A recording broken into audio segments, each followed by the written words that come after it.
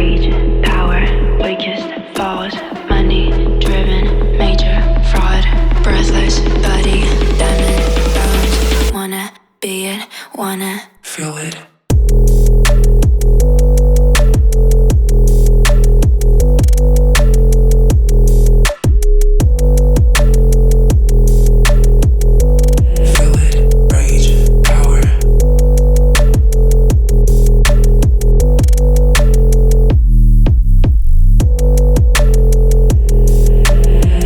Money, power, and big, big, big, big, big, big, big, big, big, big, big, but I'm big, big, big, big, big, big, big, big, big, big, big, but I'm big.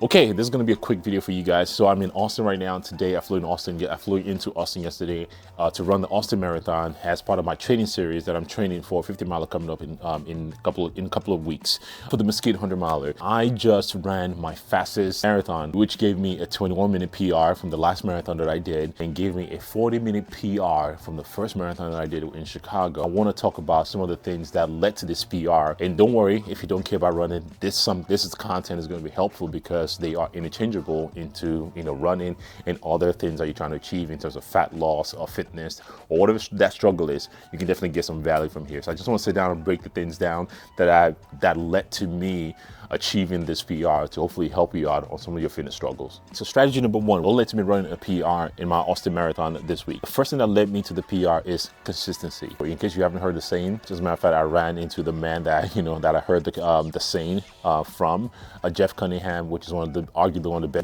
one of the best coach in terms of the running space out there. I mean, he's coach Nick Bear, Floberg Run, and many other incredible athletes. And one of the things I heard from him a while back is, I'd rather you be consistently good than occasionally be great. I've had a lot of great runs, I've had a lot of terrible runs, but because I was consistent, that's what led me to that. If I showed up for my first marathon, which went terribly, and I was hoping to run a 3:30 because I was doing really good, and I hit mile 16 and I cramped up for like 10 miles and ended up running 4 hours and 39 minutes. The next marathon, I had high hopes to run a better marathon. The weather was not, conducive to run a better marathon. It was hot, it was windy. I ended up doing a 4:19, and today led to me running my fastest, best time yet today. Again, it's incredible to say, but I think oftentimes when people show up for, if you have a fitness goal, if you have a running goal, you have this, you don't think you do, but you have this expectation that, I'm just going to show up, it's going to be easy, it's going to be, I'm just going to crush it. But that's not the case, and that's not the case, but you set yourself up for this unrealistic expectations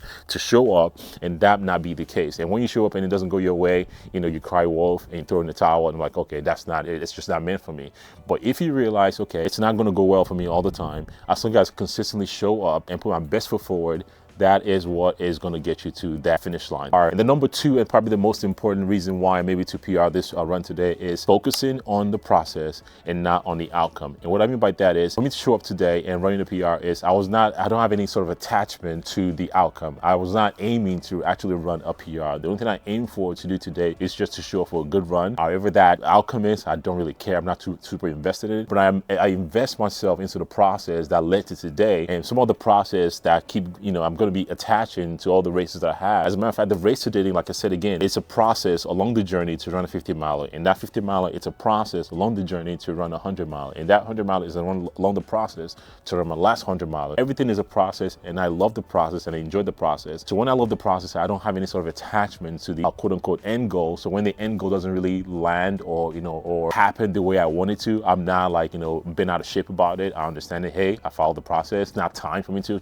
achieve that outcome. But if I keep investing in the process, it's going to get me there. And in terms of just other fitness goals that you have, if your goal is fat loss and you're trying to lose your body fat, understanding that yes, for you to lose the body fat that you want to lose, could be 20, 30 pounds or your first 10, understanding you've done, you have a bad habit that you've acquired over the years, it's not going to take you overnight to achieve that goal. It's going to take you some time. But if you stick to the process and a system, it's going to eventually get you to the place where you want to be. And you're not going to be your diet in, you're not going to be going back and forth and like, okay, and just like, get ready for the summer and fitness will become something that you just do naturally as opposed to something that you have to do when you have a special occasion coming around. By the way, I do have a coaching system where I share the 3-tier system that I use for all my clients. If you want access to that, I will tag a video that I went ahead and explained everything to you. If you might want to check that video out, it's going to be very helpful to your fitness goal. So the 2 things that help me achieve the goal that you can definitely apply to your life to put you in a position where you can definitely crush all your goals is 1, consistency. Chasing consistency instead of trying to be perfect all the time. And 2 is just follow the process, be process driven instead of outcome driven. I promise you, if you follow those 2, I'm a true testament to that. Again, I've been doing fitness for the past 20 years, and I'm telling you, this is what got me here. It's not some quick fix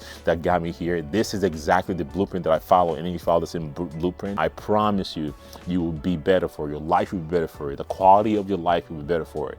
So I just want to share that with you guys. Hopefully, if you enjoyed this video, let me know in the comments if you apply some of the process, some of the steps that I showed you that I've just mentioned in this video. Also, let me know in the comments. And if you're new to the channel, of course, give this video a like. Even if you're not new, still give it a like. But you know, if you've seen this video for the first time, hit that subscribe button, stay for a while, and I think you'll like it here. This time I'm going to Get Fit, and I'll see you guys on the next one.